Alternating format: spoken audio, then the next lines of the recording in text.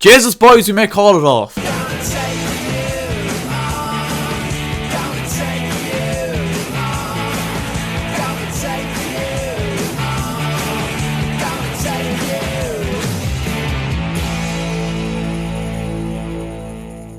Hello guys, how are you getting on? My name's Aaron Kelly, welcome back to another episode of the Premier League Verdict. We are buttoning off the usual format for this episode, as you might be able to tell by, first of all, by my demeanour, and number two, by the title and thumbnail. We're going to be talking about Chelsea's 1-0 defeat to Arsenal today, so, you know, it won't be a long one, it's just something that I need to get off my chest. I got a little bit of it off on my TikTok yesterday. Go follow that if you're not already. We're actually closing in on 600 followers over there, so, you know, go help a guy out. I'll soon be a TikToker over a YouTuber, that's...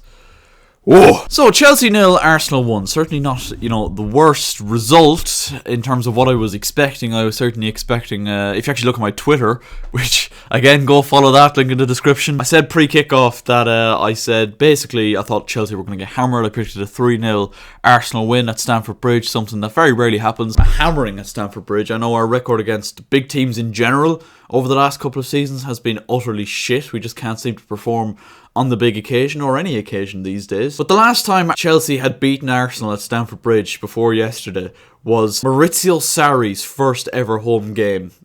I think back in like 2018, whatever it was. Think about that for a second. A 3-2 victory. Morata, Pedro and Alonso scored the goals, I believe, on the day. That's a fucking long time ago. That's a long time ago. It's quickly becoming 3-point bridge for not only Arsenal, but a lot of fucking teams, because we are weak, we are spineless, we have no cojones. We were well in the game in the first half in particular, without really creating too many clear-cut opportunities. We were getting into decent positions, and then the final pass or final decision in the move was what was letting us down, particularly from the likes of Kai Havertz and Raheem Sterling. Aubameyang, very little, you know, involvement in the game at all, but we kind of expected that. I said this about Aubameyang from the beginning. Terrible fucking signing. He was thrown out of Arsenal. There was clearly a reason for that, and that reason was completely showed up yesterday. Clearly. Second half begins then, and then Chelsea do go 1-0 down thanks to a goal from what was given as Gabriel Magalhaes. It could have easily gone down as a Bukayo Saka goal straight from the corner. It was touched home by Gabriel, and there is so much to fucking digest about this goal by Gabriel, right?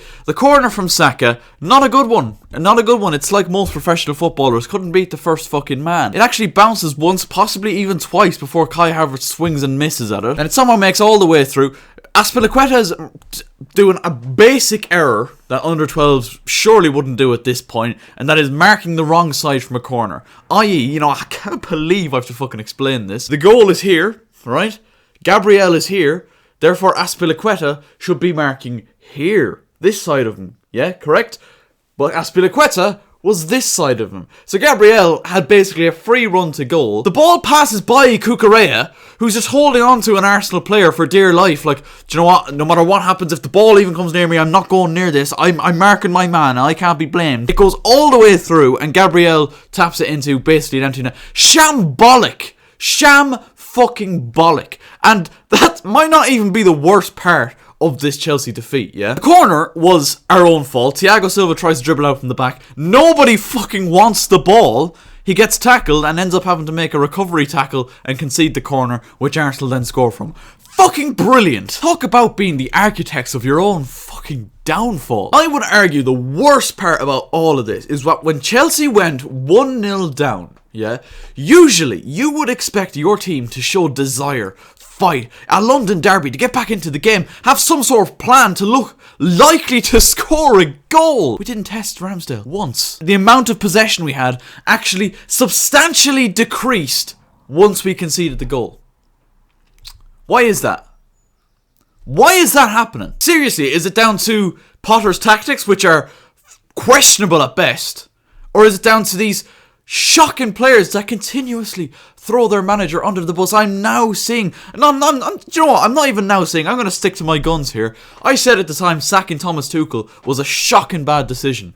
And it just goes to show how much of a genius he was, that he was able to win a fucking European Cup with these bunch of clowns. Yeah? Clowns, all of them. Let's go through them all, alright? And I'll have a good few words to say about some of them, alright? Mendy, poor for the goal, really poor for the goal, poor with his feet at times, but overall not the worst Mendy performance we've seen this season, incredibly. The only reason he's in is because fucking Kepa's injured. Azpilicueta actually was doing alright up until the goal. At which point he decided to forget how to fucking mark from a corner. And it's not like he was marking Gabriel. He was marking him the wrong fucking side, though. I thought Trev and Thiago Silva didn't do an awful lot wrong. Thiago Silva, you could argue, at fault for the goal in a sense that he conceded the corner, gave the ball away, trying to do the right things in a sense, trying to play out from the back, but nobody showed for him. But he has to know when to get rid of the ball. You think a player of his age needs to know when to just get rid, and he was caught on it in that occasion, unfortunately. Cucurella 1v1 versus Saka wasn't actually that bad, but it all goes out the window after what he did for the fucking goal. Like, what's going on there? Loftus-Cheek and Jorginho were two of the main reasons why Chelsea lost this game. Yeah? You've got, I don't give a fuck, a 60% fit Mateo Kovacic is more effective and better than Jorginho and Loftus-Cheek at full strength together, combined. Yeah? That's how much of a vast difference there is. I don't care if Kovacic was carrying a knock. He should start the game. He should start the game. He's our best midfielder by a fucking mile. The only reason Loftus-Cheek... People were talking about... Danny said to me yesterday, oh, Loftus-Cheek's having a bit of a renaissance this season. The only reason he's in the fucking team is because Kante has been injured since game 2 and Kovacic has been in and out of the team with injury. Ruben Loftus-Cheek is not good enough for Chelsea. Neither is Jorginho. Brutal stuff. You got Dennis Zakaria, yeah, who had a dream debut during the week. If he's fit, why not play him at all? Like, he didn't even come on. What's the problem with him, Potter? Is he that bad that he's worse than Ruben and Jorginho? Seriously. Mason Mount was shocking, just went around kind of kicking everyone. Just had no impact on the game whatsoever. Palma on the front three. Havertz, shocking. Shocking. He's fallen over himself. 60 million or whatever the fuck he costs us. Falling over yourself. Bad decisions in the final third. Sterling, afraid to run it. Granit Xhaka. Come on, man. Granit Xhaka. I know he's had a fucking renaissance this season. Doesn't make him any quicker. You're Raheem Sterling. Fucking run him. That was one that really pissed me off, actually. And Aubameyang. Man. I would love if we sold Aubameyang in January. Genuinely. Yes, he got a couple of goals in his first couple of games. But this man is a fraud, man. He's a fraud. He's washed. He's done. He's done out. He was there during Arsenal's banter period. We've gone, oh, do you know what? We'll sign him. That's the kind of thing Arsenal used to do to us. Signing Willian and Cech and David Luiz. They used to do that for us. Now we're taking their banter players. And just for, David Luiz, Willian and Cech, they had their good periods at Chelsea, but they were old and they were finished by the time they went to Arsenal. That's the point I'm making here. Lacking in ideas. We looked like we had no idea what we were doing. What was the plan, Graham Potter? What was the plan? Seriously. Yeah? What was the goal yesterday? What way were we going to go about beating Arsenal? Did we want to beat Arsenal? Or were we just happy with a draw against a team that's looking to go back top of the league?